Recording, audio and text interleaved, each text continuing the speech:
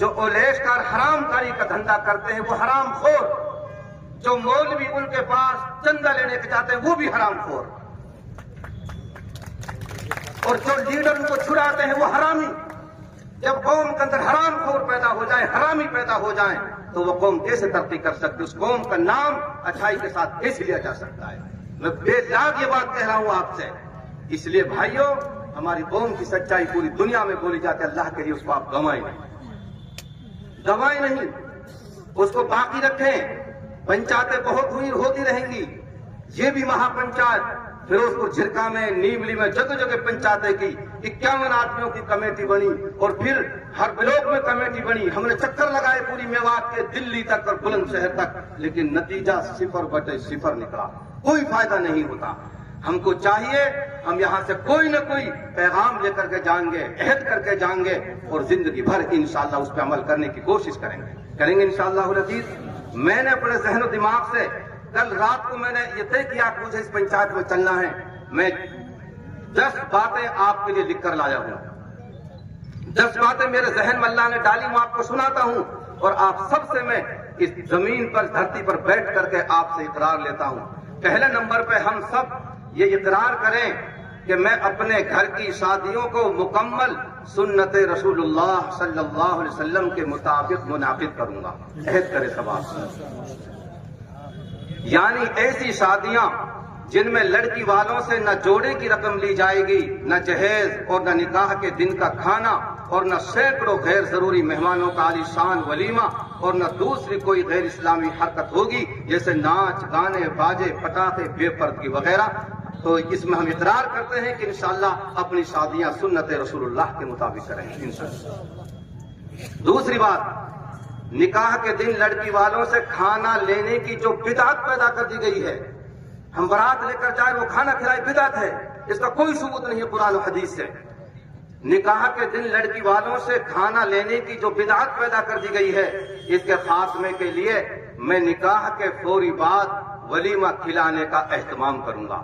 مانا چھوڑوں گا، میں لڑکے والا ہوں تو ولیمہ میں کر کے کھلاؤں گا، بیٹی والے پہ کوئی وزن نہیں، کوئی بارات کا کھانا کھلائے، ان کے لیے اہتمام کریں۔ نمبر 3، اگر اپنی بیٹی کے لیے لڑکا تلاش کروں گا تو لڑکے کے ذاتی مکان یا کمائی کو نہیں دیکھوں گا، بلکہ اس میں شرافت، دینداری اور خودداری تلاش کروں گا۔ ہم کیا دیکھتے ہیں؟ اچھا مکان ہے، اچھا دھندا ہے، اور بہت اچھا کام چل رہا ہے، چوبارے میں بیٹھے بیٹھے دنیا بھر سے اپنے اکاؤنٹ میں پیسہ کھینچ لیتے ہیں، اس لیے ہم نے بیٹی کو وہاں بہا دیا۔ ہم دینداری، شرافت اور خودداری کو دیکھیں گے۔ نمبر 4، اگر اپنے بیٹے کے لیے لڑکی تلاش کروں گا تو لڑکی کی خوبصورتی اور اعلیٰ تعلیم کے بجائے دینداری اور اعلیٰ کردار کو ترجیح دوں گا۔ نمبر 5، اگر لڑکی یا لڑکے والے خوشی سے نکاح کے دن کھانا، جہیز اور دیگر غیر شرعی رسومات کے بغیر نکاح کرنے پر راضی نہ ہوں تو میں ایسے رشتوں سے انکار کر دوں گا۔ اقرار کرو بھائی۔ نمبر 6، غیر شرعی شادیوں کا اگر دعوت نامہ آئے تو میں اعلانیہ طور پر یہ کہہ کر دعوت قبول کرنے سے معذرت کر دوں گا کہ یہ شادی ہمارے نبی صلی اللہ علیہ وسلم کے طریقے کے خلاف ہے، لہذا میں شرکت نہیں کر سکتا۔ لیکن جب موقع آتا ہے کھانا پینے کا، ہم پھسل جاتے ہیں۔ ایک آدمی تھے بہت بڑے مالدار، ہر وقت ڈر رہتا تھا چوری نہ ہو جائے، ڈاکو نہ آ جائیں، اس نے ایک پہلوان رکھ لیا۔ ابھی پیچھے ہمارے ساتھی مولانا عثمان صاحب پہلوان بیٹھے ہیں، پہلوان رکھ لیا، تنخواہ طے ہو گئی، ساری شرائط منظور ہو گئی۔ مالک کہنے لگے کہ بھائی پہلوان صاحب آپ یہ بتاؤ کہ کوئی آپ کی کنڈیشن، کوئی عیب؟ لکنا جی کوئی کنڈیشن، کوئی عیب نہیں، بلکہ ایک عیب ہے میرے اندر کہ کبھی کبھی، اب لفظ تو میوادی زبان کا ہے لیکن چونکہ مجمع بہت مہذب لوگوں کا ہے وہ لفظ نہیں کہوں گا، لیکن کبھی کبھی میں کچیا جاتا ہوں، اور مجھ میں کوئی عیب نہیں ہے، کبھی کبھی میں کچیا جاتا ہوں۔ آخر اور کتنے دن میں اس کی بھی کوئی نہیں، کبھی 2 4 5 6 سال میں کچیا جاتا ہوں، باقی اور کوئی عیب نہیں ہے۔ مالک نے سوچا بھائی 2 4 سال 5 سال تو بہت دن میں ہوتی ہیں۔ نتیجہ یہ ہوا کہ اس کو اچھو کھلایا پلایا، تنخواہ دی، سب کچھ۔ ایک دن آیا چور ڈاکو آ گئے، ان کو جگایا، پہلوان پہلوان کھڑے ہو جاؤ، 5 سال ہو گئی، آج وقت آ گیا۔ کہنے لگے آج میرا دن کچیانے کا ہے۔ سمجھ بھائی بات بھائی؟ تو جب یہ موقع آتے ہیں کھانے پینے کے آپ بھی ہم بھی سب ہم کچیا جاتے ہیں، اللہ اس کچیانے سے ہماری حفاظت فرمائے۔ تو ہم کچیائیں گے نہیں، مضبوطی کے ساتھ انشاءاللہ ہم ڈٹے رہیں گے۔ اگلی بات نمبر 7، ایسے کسی شخص کی اتباع نہیں کروں گا جو ایسی شادیوں میں جانے کا جواز یہ پیش کرتا ہے کہ اگر کوئی خوشی سے کھلائے یا خوشی سے جہیز دے تو بھائی یہ تو جائز ہے۔ میں حضور صلی اللہ علیہ وسلم کے نکاح کے طریقے کو نمونہ عمل تسلیم کرتے ہوئے خوشی کے نام پر ہونے والی منافقت سے بچوں گا۔ یہ کوئی خوشی نہیں ہے، کوئی نہیں دیتا اپنی بیٹی کو خوشی خوشی، کوئی نہیں کرتا خوشی خوشی ولیمہ، سب دباؤ ہوتا ہے برادری کی طرف سے، بیٹھ جاتے ہیں، مروڑ چڑھاتے ہیں، ایڑے لگاتے ہیں، نہ سوالات کرتے ہیں، نو بھائی اتنے نہ چل لاکھ تو کر دے۔